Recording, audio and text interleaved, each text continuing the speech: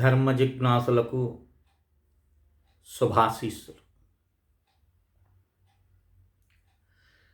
అనేకమైనటువంటి అంశాలు మనం గ్రహిస్తూ ఉన్నాం. అనంతమైనటువంటి శాస్త్రము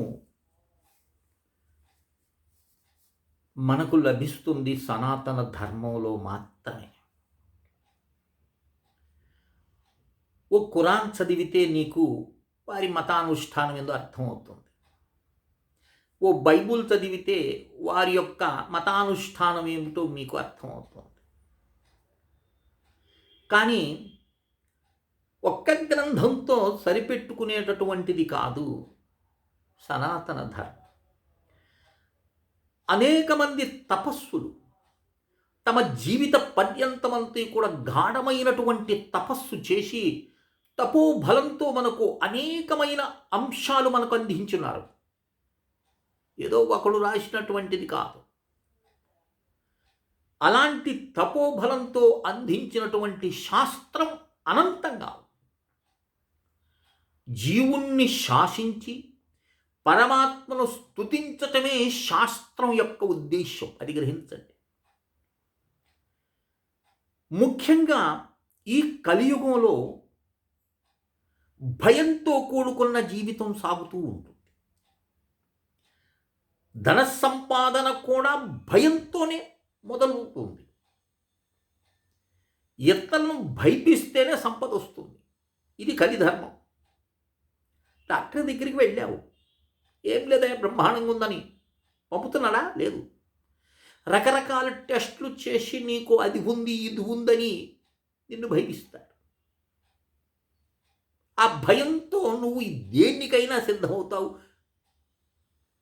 అప్పు చేసైన వాడిని రక్షించుకునే ప్రయత్నం చేస్తావు. ఒక లాయర్ దగ్గరికి వెళ్ళావు,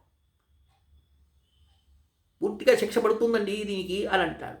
ఆ భయం చేత నువ్వు ఇంకేదైనా చేస్తావు. ప్రతి ఒక్క విషయంలో కూడా భయం చేతనే నీకు జ్యోతిష్యుడికి వెళ్తావు. అయ్యో ఆ కూటమిలో ఇది ఉంది, ఈ గ్రహంలో అది ఉందని నిన్ను భయభ్రాంతులు చేసి ఈ శాంతి చేయాలి, అది లేకపోతే మీకు ఇది అవుతుంది అది అవుతుందని చెప్పగానే భయంతో నువ్వు అప్పు తెచ్చైనా సరే శాంతి కోసం కోరుకుంటావు. అంటే భయంతోనే సాగుతుంది ప్రపంచం ప్రతి విషయంలో కూడా. మరి ఈ భయాలన్నిటికీ కూడా గీతలో ఏం చెప్పాడు? త్రాయతో మహతో భయాత్తు స్వల్పమప్యస్య ధర్మస్య. స్వల్పంగా నువ్వు ధర్మానుష్ఠానం చేసినావంటే త్రాయతో రక్షింపబడతావు మహాభయాత్తు, మహాభయముల నుండి కదా. కనుక ఈ ప్రత్యేకించి ఈ యుగంలో అనుష్ఠానం చేయటం అనేది సాధ్యపడదు. దైనందిక జీవితంలో మనం పోరాడుతున్నాం. కానీ ప్రతిరోజు 1 గంట నువ్వు పరమాత్మ కోసంగా సమయాన్ని కేటాయిస్తే నీ జన్మ ధన్యమవుతుంది. 8 గంటలు వర్క్ చేస్తావు కదా, మిగతా సమయం నిద్రపోతావు. నిద్రకు బద్ధుడు ఇప్పుడు. ఇది కలియుగం అంటే ఏంది? కలో శయనో భవతి అంటారు. కలి అంటేది నిద్ర. చూడండి, ఎక్కడ పెడితే అక్కడ నిద్ర. 2 సెకండ్లు పెడితే కళ్ళు మూసేస్తాడు. బస్సు ఎక్కినప్పుడు 2 నిమిషాలు కళ్ళు మూసేస్తాడు. ట్రైన్ ఎక్కినప్పుడు అనుకుంటాడు. ప్రతిదీ నిద్ర నిద్ర నిద్ర.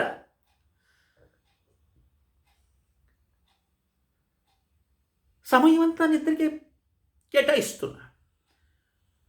కనీసం 24 గంటల్లో ఓ అరగంట పరమాత్మల కోసం నువ్వు కేటాయించలేవా? అది కూడా సరిపోదంటే నీ కర్మ. రేపు ముందుంది ఒక రోజు. కొర్రాలతో కొట్టుకొని తీసుకుపోయేటటువంటి ఒక రోజు ఉంది. ఎవడు చూసినాడని అని ప్రశ్నించొద్దు. నువ్వే చూస్తావు, ఎవడో చూడు. ఈ ప్రపంచం నీది కనుక నువ్వే చూస్తావు. ముఖ్యంగా అసత్య దోషం అనేటటువంటిది ప్రస్తుత కాలంలో ఉంటుంది. మనం సత్యాలు మాట్లాడం, ప్రతిదీ అసత్యమే మాట్లాడతాం. తమకు డాంబిక ప్రదర్శన కోసంగా నానా అబద్ధాలు చెప్పాల్సి వస్తుంది. ఇలా వీటన్నిటి ఈ పాపాలన్నీ కూడా ఏమవుతాయి? మనిషిని పిండేస్తాయి. ఈ కర్మఫలాలన్నీ కూడా అనుభవించి తీరాల్సి వస్తుంది.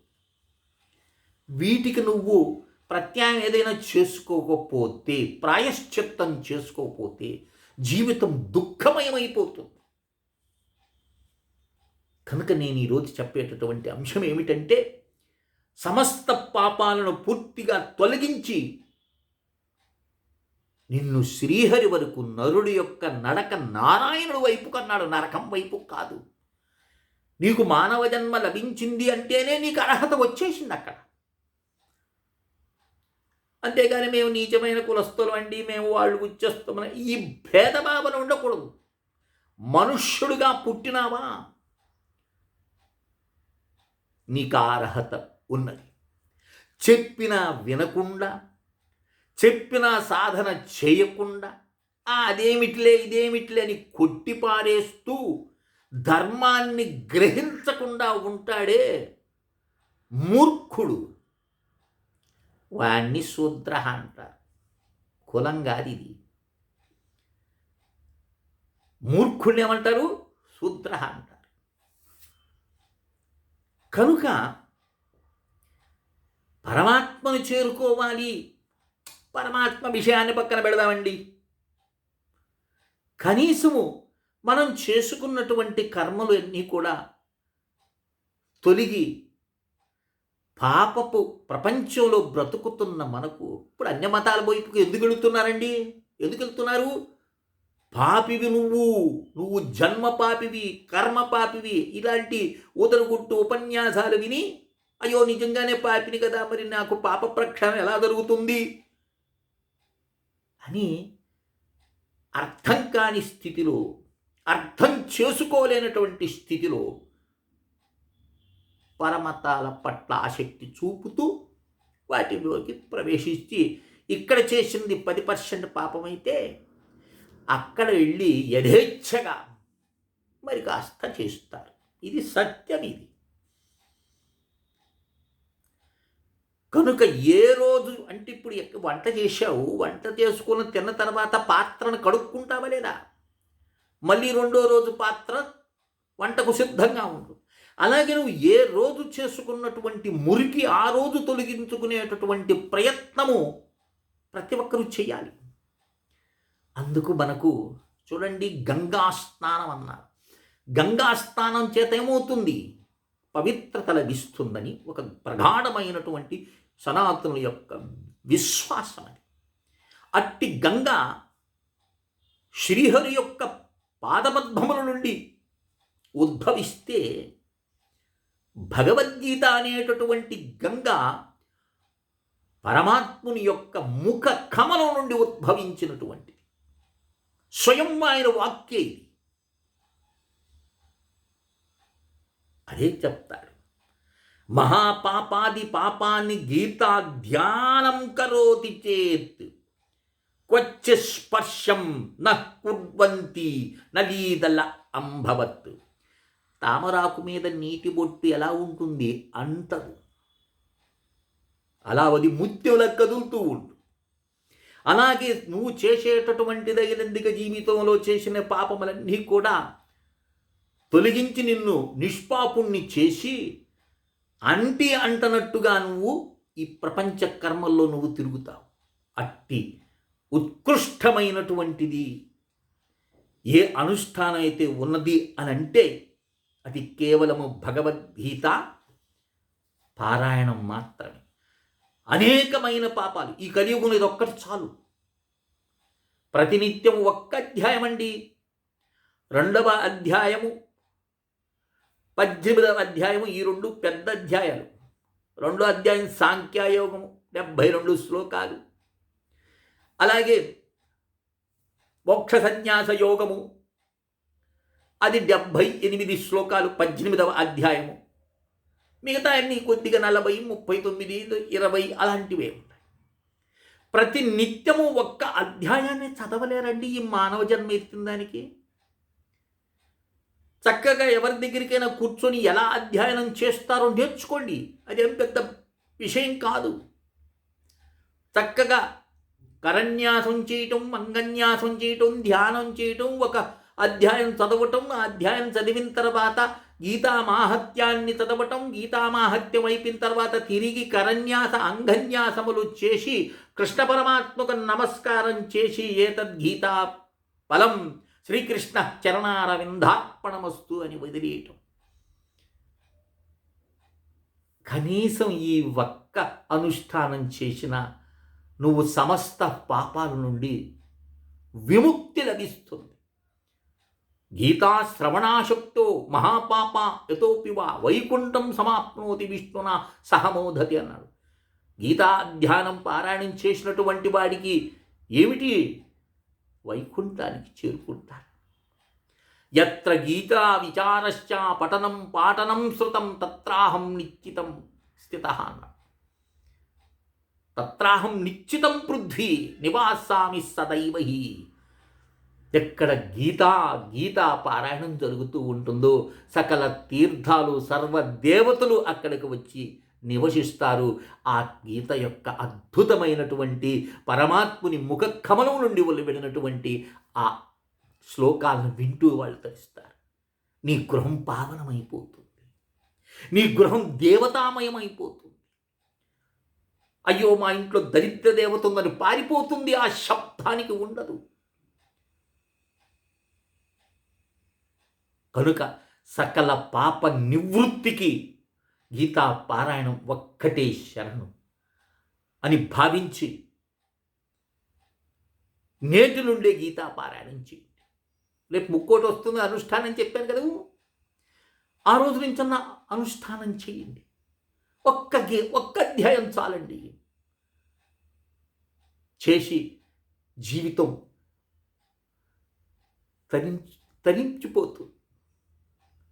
నేను చేస్తున్నాను కాబట్టి మీకు చెప్తున్నా. నేటికి ఆ గీత పారాయణం నేను చేస్తాను.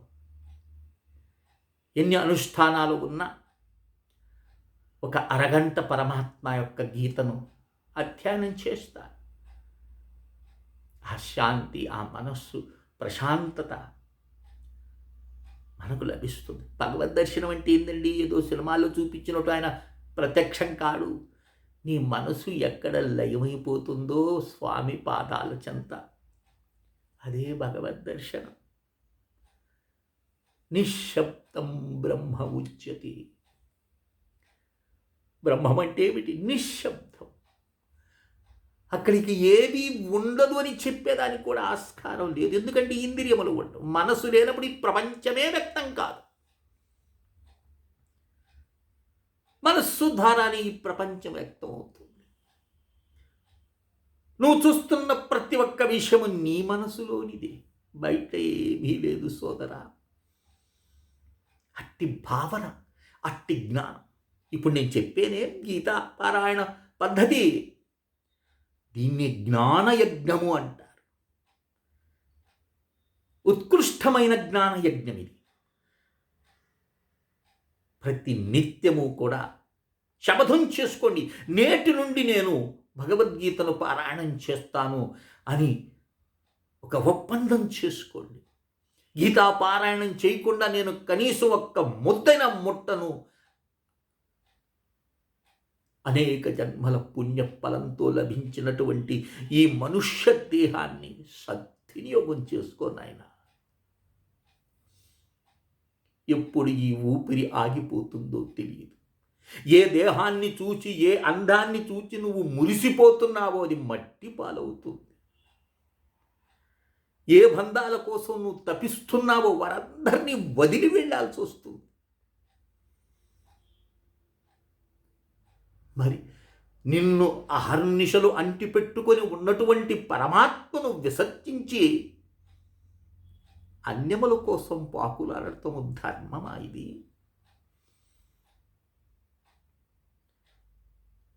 ఆరాధించలేవు. స్వామి అనుగ్రహం నీకు అవసరం లేదా? ఒక్కసారి నువ్వు ఎవ్వరూ లేనటువంటి సమయంలో నీ గదిలో నిలువుటద్దం మీద ఓ 15 నిమిషాలు నీ స్వరూపాన్ని చూచుకో. ఏమిటి ఆకారం? ఎవరిచ్చారు దీన్ని? ఎవరు నేను? చూడు, తదేకంగా చూడు నీ ప్రతిబింబాన్ని. ఏమిటి నేను? ఆశ్చర్యపోతావు, భయం కలుగుతుంది. కనుక పరమాత్మను ఆరాధించటం నేటి నుండే ప్రారంభం చేయి. అనుక్షణం నీ దగ్గరే ఉండు. ఎక్కడో లేడతను. హృదయ అర్జున తిష్టతి, హృదయంలోనే ఉన్నాడు. అట్టి పరమాత్మను గీతా పారాయణం చేసి పాపములన్నీ కూడా తొలగించుకుని వైకుంఠ యాత్రకు వెళ్ళాలి అనుకునేటటువంటి ఉద్దేశ్యం ఉన్నవాడు తప్పకుండా చేస్తాడు. కనుక అందరూ కూడా భగవద్గీతను పారాయణం చేసి, మహాపాపాలు ఎన్నో పాపాలు చేస్తాం, జీవితంలో ఎన్నో పాపాలు చేస్తాం. మనం అవి చేశామనుకుంటే మనం పాపమని అనుకోం, మనం దాన్ని సమర్థిస్తాం. అది అయ్యో నిజమేనండి నేను పాపం చేసినానని మనం ఒప్పుకోము, సమర్థిస్తాం. మనం పలానా సమయంలో ఆయన కూడా చేశాడు, పలానా సమయంలో ఇది కూడా చేశాడు, పలానా పురాణంలో కూడా ఇదే పద్ధతి జరిగింది అని నువ్వు వెతుక్కుంటావు సాకులు. తప్పు. వారు చేసిన దానికి అక్కడ అనుభవించి ఉన్నారు. కనుక నిన్ను నువ్వు సమర్థించుకోకూడదు. నిజమేనంటే తప్పు చేసినాను, మళ్ళీ తిరిగి తప్పు చేయకుండా ఉంటాను. భగవద్గీత పారాయణం చేత ఏమవుతుంది? స్వామివారి యొక్క ముఖ కమలము నుండి వెలువడినటువంటి ఆ దివ్యమైనటువంటి వాక్శక్తి నీ మనసును శుద్ధం చేస్తూ పాపపు తలంపులన్నీ కూడా తొలగిపోతాయి. చేసిన కర్మ అనుభవించాలండి, చేసిన కర్మ అనుభవించాలని నిజమే అంటుంటారు. కానీ అలా అంటేటప్పుడు పురాణం ఎందుకు చెప్తుందనా? చెప్పదు కదా. అనుభవించండిరా అని అనొచ్చు కదా. కానీ ఏముంటుంది? కాదే. మహాపాపాది పాపాన్ని గీతా ధ్యానం కరోతి చేత్తంటూ పాపాలన్నీ కూడా సమసిపోతాయని స్వయంగా వరాహ పురాణం చెప్తుంది, వ్యాసుడు చెప్పారు. కనుక మనసులో పెట్టుకొని నేటి నుండి అందరూ కూడా భగవద్గీతను పారాయణం చేసి పునీతులవ్వండి. పునీతులై తరిస్తారని ఆశిస్తూ శ్రీ విద్యోపాసకులు శ్రీ మండే లక్ష్మీ నరసింహారావు లోకా సమస్తా సుఖినో భవంతు. ఓం తత్సత్.